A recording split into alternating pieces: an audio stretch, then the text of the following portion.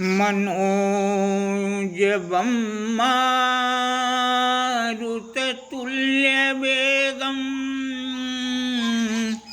जितेन्द्रियं बुद्धिमतां वरिष्ठं वातात्मजं वानरयूथमुख्यं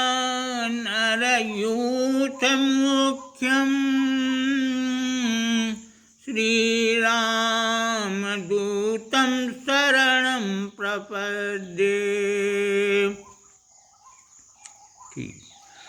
प्रिय भक्तों, आज आप सब पवन पुत्र हनुमान जी के जन्म की रोचक कथा सुनेंगे। हनुमान जी की माता अंजना पूर्व जन्म में पुंजिका स्थला नाम की अप्सरा थी, जो इंद्र के दरबार में रहती थी।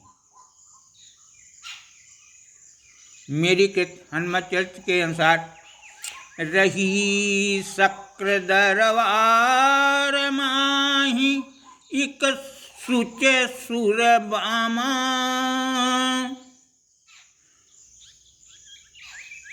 पुंजिका स्थला नाम रूप मनहर अभिरामा, नख सिखवारहि बार देखी बिरचेउ कर तारा,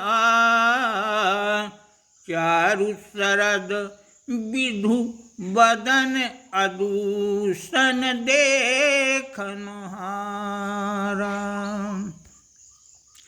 इंद्र के दरबार में एक दिन एक ऋषि को देखकर वे हंस पड़ी। अपना उपहास करते देख ऋषि क्रोधित होकर उन्हें श्राप दे दिया। तू वानरी समान चपल चितलंपट बाई, छाणी गात अभिमान होहु तुम बानर जाई।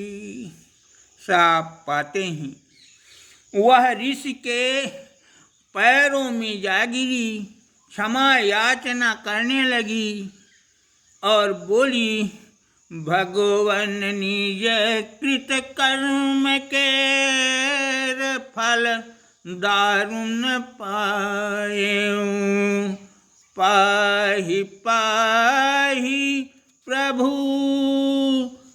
जानि दयालु शरण महा आएऊ।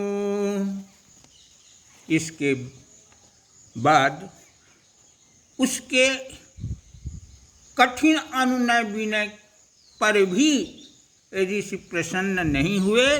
उन्होंने कहा कि अब मेरी वाणी कट नहीं सकती, तुमको वानर होना पड़ेगा। हाँ, तुम स्वेच्छाचारिणी होगी, जब जैसा रूप चाहोगी वैसा बना सकती हो। काल पाई सोई देव वधू, वानरी तन पावा, चारु अंजना नाम रूप मोहक मन भावा, देखी सरस सौंदर्य केसरी वानर नाहू, प्रीति ग्रंथ जिय जोरी हरस हिय कीन्ह विवाहु। बहुत समय बीत गया। जब कोई संतान नहीं हुई, तब शंकर जी की तपस्या कर उन्हें प्रसन्न की। शंकर जी ने कहा, रुद्र रूप तज देवी, सुमन तब होई आई, वानर तनु धरी राम चरण सिंह सुखदाई।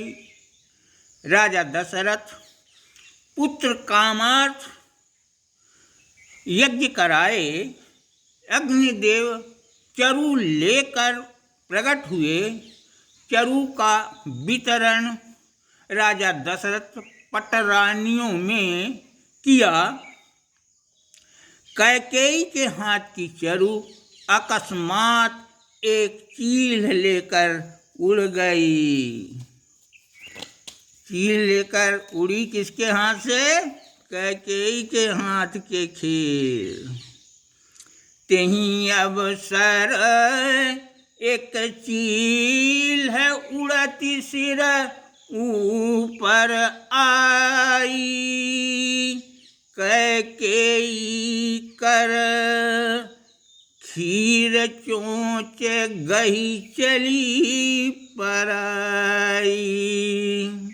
उस समय अत्यंत बीभत्स आंधी आती है, हवा चलती है और वो विशुद्ध हो जाती है। उसके चंगुल में जो खीर थी वो गिर जाती है और उसकी भी मुक्ति हो जाती है। वह अप्सरा अपना पूर्व रूप ले लेती है और उस चरु को पवन देवता ले जाकर तपस्या में, पूजा में बैठी हुई अंजना के हाथ में रखकर उसे खाने के लिए कहते हैं। जय जय राम राम सोई चरु पुनीत हाथ मारुत के आई। दीन अंजन खाई सोहिय हरसाई। दीन अंजन खाई सोहिय हरसाई। अंजना गर्भवती हो गई। अनुकूल समय आने पर हनुमान जी का जन्म हुआ। चैती पूनम प्रातः काल दिन मंगल बारा। कपिकुल के हरि हनुमान लीन्हु अवतारा। इस प्रकार चैत मास पूर्णमासी तिथि मंगलवार दिन में हनुमान जी का जन्म हुआ। हमारे कृष्णचरित्र में हनुमान जी का जन्म उसी चरु से हुआ है जिससे राम, लक्ष्मण, भरत, शत्रुघ्न जी पैदा हुए हैं। तुलसीदास जी ने हनुमान चालीसा में लिखा है, तुम मम प्रिय भरतहि सम भाई। खीर से उत्पन्न होने के कारण ही भरत के समान राम ने अपना भाई स्वीकारा है। हनुमान जी को कहा गया है शंकर सुमन, केसरी नंदन, पवन पुत्र, पवन कुमार। सुमन, नंदन, सूत, कुमार ये पुत्र के पर्यायवाची शब्द हैं। लेकिन यह समझने की भूल न करना कि हनुमान जी पवन, शंकर, केसरी के पुत्र हैं। ऐसा समझने पर, ऐसा कहने वाले के ऊपर हनुमान जी अप्रसन्न हो जाते हैं। सुनिए, सुमन किसे कहते हैं? जिसके आशीर्वाद से कोई पैदा होता है वह उसका सुमन कहलाता है। शंकर जी के आशीर्वाद से हनुमान जी पैदा हुए, इसलिए वे शंकर सुमन हुए। नंदन, जिसका जो पालन पोषण करता है वह पालन करता नंदन होता, उसका नंदन होता है।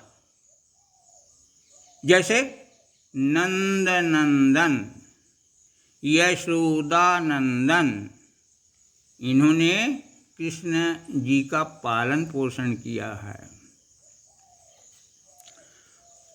पुत्र, जिसके वजह से संतान होती है उसे उसका पुत्र कहते हैं। पवन से प्राप्त चरु से अंजना गर्भ धारण की, अतः पवन सुत हुए। जय श्री राम, जय जय श्री राम, जय श्री राम, जय